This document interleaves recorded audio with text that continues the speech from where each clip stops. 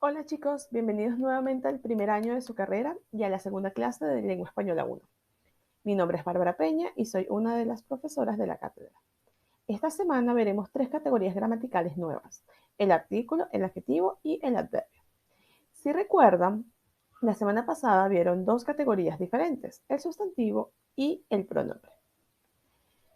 Comencemos por definir qué son las categorías gramaticales. Según la lingüista Mercedes Sedano, las categorías gramaticales, o también conocidas como clases de palabras, representan la forma tradicional de clasificar las palabras o grupos de palabras que forman una oración. Esto quiere decir que son las etiquetas bajo las que se agrupan palabras que cumplen una función igual o similar dentro de la oración y que, además, comparten características comunes entre sí. En el español se distinguen principalmente 8 categorías gramaticales: el artículo, el sustantivo o nombre, el adjetivo, el pronombre, el adverbio, el verbo, la preposición y la conjunción. Además, algunos teóricos incluyen dentro de estas categorías gramaticales a las interjecciones. Dentro de nuestro idioma también podemos señalar las llamadas intercategorías, que son subgrupos formados por los cruces de las categorías mencionadas anteriormente, y entre ellas se encuentran los conectores y los marcadores del discurso, por ejemplo. Ahora bien, para establecer las palabras que forman parte de una categoría gramatical, existen tres características principales que éstas deben compartir. La primera es la estructura interna, la segunda es la distribución y la tercera es la función que cumplen dentro de la oración o el sintagma. La estructura interna de una palabra se refiere a la construcción morfológica de esta, lo que permite lo que permite asociar varias palabras dentro del mismo grupo. Esto se relaciona directamente al concepto de morfología que trabajamos la semana pasada. Si recordamos, un morfema es la unidad mínima de significado dentro de la lengua, por lo que cada uno de ellos aporta información que permite determinar la clase a la que pertenece cada palabra. Tomemos el morfema miento como ejemplo. Este sufijo se encuentra en diversas palabras como conocimiento, recibimiento, acontecimiento o estacionamiento. Todas estas palabras son sustantivos, por lo que podemos afirmar que el morfema miento permite construir sustantivos o nombres. Verificar la productividad de un morfema es una excelente herramienta para reconocerlos. En cuanto a su distribución, esta se relaciona con los elementos que preceden o siguen a una palabra dentro del sintagma del que forma parte. En esencia, se trata de evaluar a qué categorías pertenecen las palabras que rodean al término que deseamos estudiar. Veamos el siguiente ejemplo: la casa amarilla. Si no conociéramos la categoría gramatical a la que pertenece la palabra casa, lo podríamos deducir a partir de los términos que la rodean, pues sabemos que los artículos normalmente preceden a los sustantivos, así como los adjetivos siempre los determinan o los modifican. Así que la presencia del artículo la y el adjetivo amarilla nos permite determinar que la casa es un sustantivo. Este ejercicio se puede hacer con cualquier clase de palabra y de hecho lo harán en reiteradas ocasiones cuando vean el tema con mayor profundidad en Lingüística 1. Por último, la función es siempre relacional y se vincula con el rol que una palabra cumple dentro de un sistema y o una oración. Nuevamente, en lingüística verán este tema con mayor profundidad, pero es importante señalar que hay dos tipos de funciones a partir de las cuales se pueden estudiar cada palabra. Por un lado está la función sintagmática, la cual se evalúa dentro de los sintagmas, y por el otro lado está la función sintáctica, la cual se desarrolla dentro del campo de la oración. Conocer las funciones que pueden desempeñar cada tipo de palabra es importante, pues a partir de ellas se puede descifrar la categoría gramatical a la que cada una de ellas pertenece. Comencemos con la primera categoría gramatical que vamos a trabajar esta semana: el artículo. Esta es una palabra que actualiza al sustantivo dentro del discurso, puesto que gracias a ellos el sustantivo pierde su carácter virtual. Por ejemplo, el sustantivo perro remite a la idea virtual y general del animal, mientras que al acompañarlo con un artículo como el perro o un perro, este adquiere un sentido individual, puesto que en la construcción del discurso estamos concretizando al animal. Los artículos del español se dividen en dos grandes categorías: definidos o determinados e indefinidos o indeterminados, los cuales a su vez se dividen en subcategorías según su género y número. En esta imagen pueden ver cada uno de ellos según su clasificación. Ahora bien, en cuanto a sus usos, el artículo definido indica que, según el emisor, la entidad que denota el sustantivo dentro del discurso puede ser identificada sin lugar a duda por el receptor. Si volvemos al ejemplo del perro, al expresar el perro, el emisor da por entendido que el receptor del mensaje entiende a cuál perro se refiere. Por el contrario, el artículo indefinido se utiliza para individualizar un objeto o ente en el discurso, pero sin que éste pueda ser todavía identificado inequívocamente por el receptor. Al decir un perro entró a mi casa, nos estamos refiriendo a un perro en específico, solo que para el momento el receptor de nuestro mensaje no lo puede identificar aún, pues le estamos apenas presentando la información. Finalmente, el artículo neutro en el español solo tiene forma singular. Tiene además la particularidad de que los artículos tienen la particularidad de que son capaces de sustantivar adjetivos, como lo malo o lo hermoso, y se puede usar para enfatizar algo, como en el ejemplo, sé lo inteligente que eres, que es equivalente a decir sé cuán inteligente eres. Veamos ahora las características del artículo. En cuanto a su orden dentro del sintagma o la oración, estos siempre preceden al sustantivo y dan inicio al sintagma nominal, salvo con el cuantificador universal todo, que siempre se ubica antes que el artículo, por ejemplo, todos los gatos o toda una dama. De resto, todas las palabras se van a ubicar luego del artículo. Concordancia. Generalmente los artículos concuerdan en género y número con el sustantivo al que determinan, salvo excepciones como los sustantivos femeninos singulares iniciados con A tónica. En este caso, se utiliza el artículo definido el en lugar de la, como correspondería por ser un sustantivo femenino. Algunos ejemplos son el agua, no la agua, y el hada y no la hada. En el análisis sintagmático, la función del artículo siempre será la de actualizar o determinar al sustantivo al que acompaña, mientras que por sí solo no cumple una función sintáctica, pues solo son modificadores del sustantivo. Finalmente, los artículos son una grandiosa herramienta de recategorización, ya que tienen la capacidad de sustantivar palabras que no son sustantivos. Este proceso se da cuando un artículo se antepone ante un elemento que no es sustantivo y propicia que dicho elemento funcione como si fuese un nombre. El artículo no es el único elemento sustantivador en nuestro idioma, pues ciertos adjetivos también pueden hacer este proceso. Pero en definitiva, el artículo es el elemento sustantivador por excelencia, tal como lo expresa Mercedes Sedano en su gramática. Ahora hablemos de los adjetivos. Estos se relacionan directamente con el sustantivo a quien modifica sintáctica y semánticamente. Es decir, el adjetivo brinda información que especifica e individualiza al sustantivo al que acompaña. Tradicionalmente, los adjetivos se dividen en dos grandes grupos: adjetivos determinativos y adjetivos calificativos.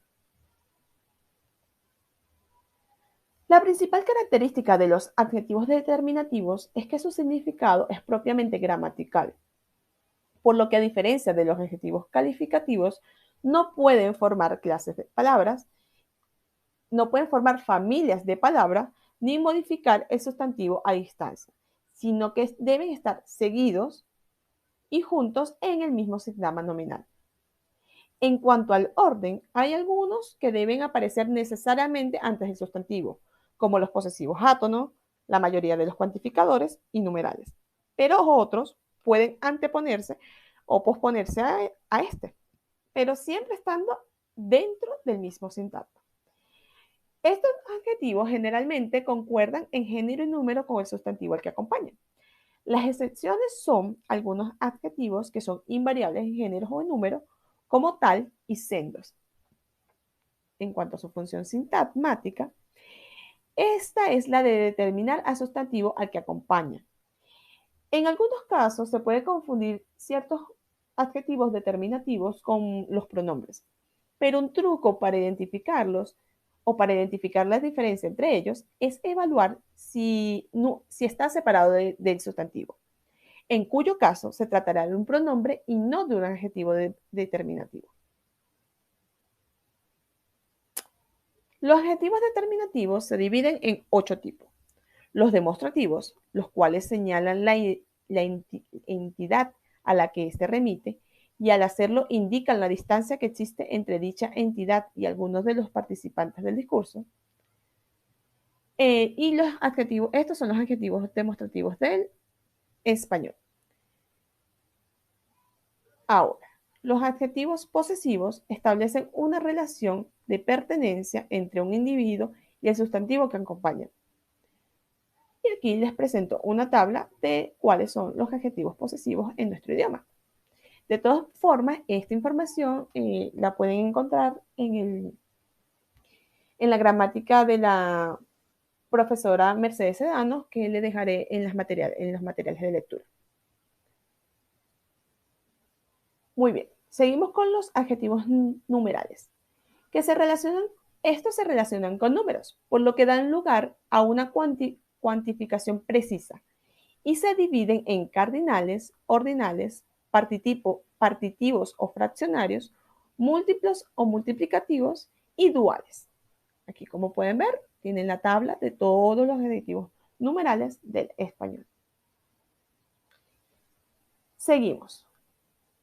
Otra de las clases de los adjetivos determinativos son los adjetivos cuantitativos. A diferencia de los numerales, los cuantitativos expresan una cantidad imprecisa de los sustantivos.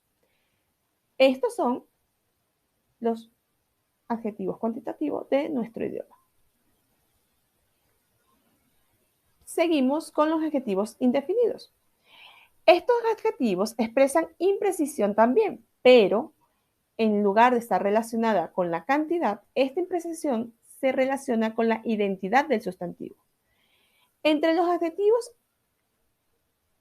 indefinidos se incluyen algún y ningún, pero en realidad estos se ubican a medio camino entre los indefinidos y los cuantitativos, porque pueden expresar tanto cantidad como identidad, o mejor dicho, la imprecisión de cantidad o de identidad. Y aquí están el resto de los adjetivos cuantitativos, indefinidos, perdón. Continuamos con los adjetivos relativos. Estos son los últimos dos tipos de adjetivos. Determinativos, que son los relativos, que en el español son solo dos, cuyo y cuán, junto con todas sus variables, que las pueden ver en el cuadro. Y los adjetivos interrogativos y exclamativos, que son los utilizados para hacer preguntas y exclamaciones del tipo qué buen libro, qué libros trajiste. De este grupo de adjetivos, de este grupo, el adjetivo cuál solamente puede funcionar en oraciones interrogativas. De resto, todos pueden utilizarse tanto en oraciones interrogativas como exclamativas.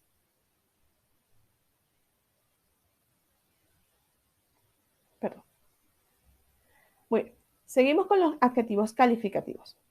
Las características principales de los adjetivos calificativos es que asignan propiedades al sustantivo que denotan y que poseen un lexema que les permite formar familia de palabras, lo que a su vez también les permite aceptar morfemas derivativos y flexivos en su estructura interna.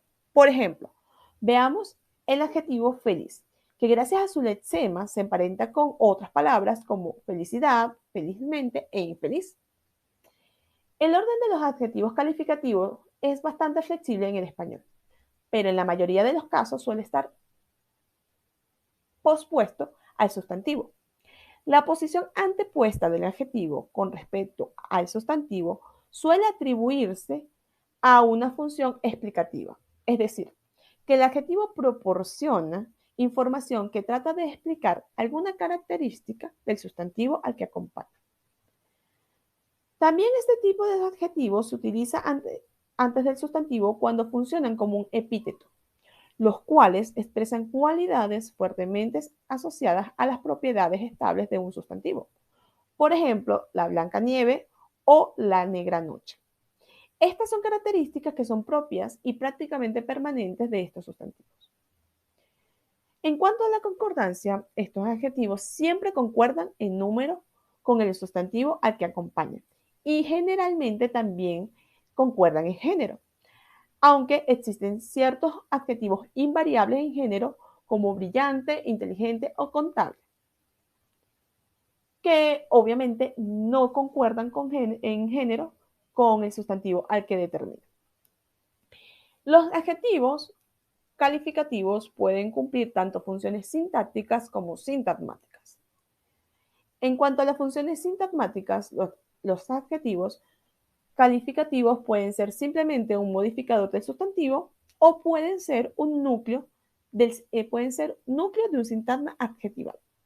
Y en este último caso, pueden desempeñar dos funciones sintácticas dentro de la oración, bien sea ser el atributo de una oración copulativa o bien ser un complemento predicativo de una oración no copulativa. Los temas de funciones sintácticas y sintagmáticas los verán con mayor profundidad en la asignatura de Lingüística 1, pero es importante que se vayan familiarizando con los términos y las funciones que puede desempeñar cada una de las características de las categorías gramaticales. Ahora bien, los adjetivos calificativos se pueden dividir en dos grandes grupos. Los propiamente calificativos, que se refieren a una propiedad de la entidad presentada por el sustantivo, la cual puede ser algún aspecto físico como el olor, color, texturas, tamaño, etc. O un aspecto menos tangible, como es el caso de los adjetivos como feliz, malo o inminente. Aquí tenemos varios ejemplos de adjetivos calificativos: el árbol verde, la fruta dulce, el pelo largo. El otro grupo es el de los adjetivos relacionales, los cuales se refieren a la combinación de ciertas particularidades que caracterizan a un sustantivo y permiten incluirlo dentro de una clase en particular. En este aspecto se diferencian de los propiamente calificativos, pues no hacen alusión a una propiedad en específico, sino a un conjunto de estas que permiten relacionar al sustantivo con un grupo determinado. Es el caso del adjetivo arterial en el ejemplo que tenemos aquí, presión arterial. Pues el arterial no es una propiedad única de la presión, sino que ésta posee ciertas condiciones que permiten incluir este sustantivo dentro de este grupo, porque también podríamos decir, por ejemplo, presión atmosférica, y ya sería un sustantivo distinto que pertenece a un grupo diferente.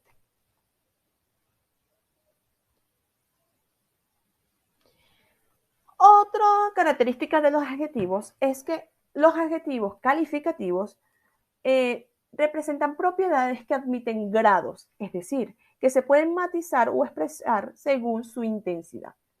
Entre los grados que admiten los adjetivos se encuentran el de comparación, que se refiere a la relación de inferioridad, igualdad o superioridad que se establece entre distintas entidades y que se construye a partir de la estructura adverbio más adjetivo más que, tal como se puede apreciar en el cuadro. El otro tipo de grado que admite el adjetivo es el grado superlativo, el cual expresa siempre un grado elevado, que puede ser absoluto o relativo. El superlativo absoluto expresa el grado más alto de una escala y se puede expresar a través de la adición de adverbios o de morfemas como el prefijo super o el sufijo ísimo. Súper bueno, o finísimo. Serían dos ejemplos, igual que el que tienen en el cuadro. Mientras que los superlativos relativos, si bien también expresan el grado máximo de una propiedad, lo hacen a través de un ejercicio de relación con con otros miembros de un grupo determinado. Y se hacen a través de construcciones del tipo la más bonita del grupo o los dos ejemplos que tienen en el cuadro.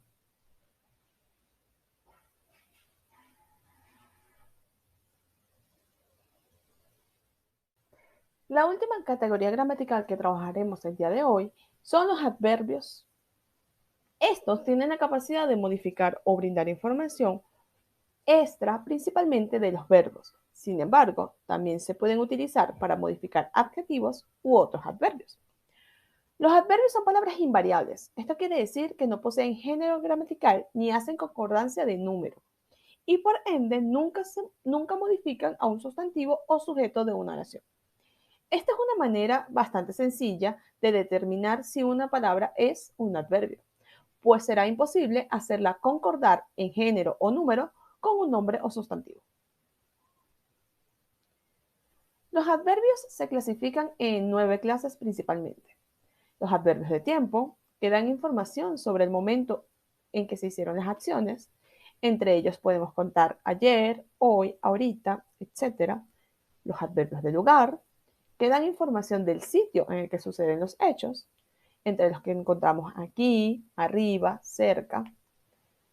Los adverbios de modo, los cuales dan información de la forma como se realizan las cosas. Pues tenemos bien, rápido, suavemente. Que por cierto, todas las palabras que terminan con el sufijo mente son adverbios de modo. Continuamos. Tenemos los adverbios de cantidad. Estos dan información sobre la cantidad o intensidad con la que algo sucede o sobre las características de esto. Entre los adverbios de cantidad podemos contar bastante, demasiado, muy, etc. Tenemos los adverbios de afirmación que sirven para afirmar o decretar positivamente algo, entre los que están sí, siempre, claro, etc. Están los adverbios de negación, que como su nombre lo indica, sirven para negar o anular una acción. Entre los adverbios de negación están no, nunca, jamás. Contamos con los adverbios de duda. Estos indican posibilidad o incertidumbre por algo que puede suceder. En la mayoría de las ocasiones se utiliza un verbo conjugado en modo subjuntivo cuando se emplean este tipo de adverbios, entre los que se encuentran quizás, tal vez, a lo mejor, etc. Los siguientes son los adverbios de interrogación, que son aquellos que permiten formular preguntas. Entre ellos están qué, cómo, cuándo. Y finalmente tenemos los adverbios de causalidad, que permiten manifestar las razones por las que algo sucede. Entre los adverbios que podemos contar están por qué, dado que, ya que y todos los de este tipo. Bueno, chicos, esta ha sido toda la clase de esta semana. Sé que puede ser mucha información, pero es cuestión de practicar un poco. Ustedes ya son hablantes competentes del español y tienen el conocimiento para comprender y aplicar toda la información que se les ha presentado. Les agradezco por su atención y no olviden participar en el foro de la semana y de plantearle a sus profesores las dudas que puedan tener. Que tengan un feliz inicio de semana y nos vemos.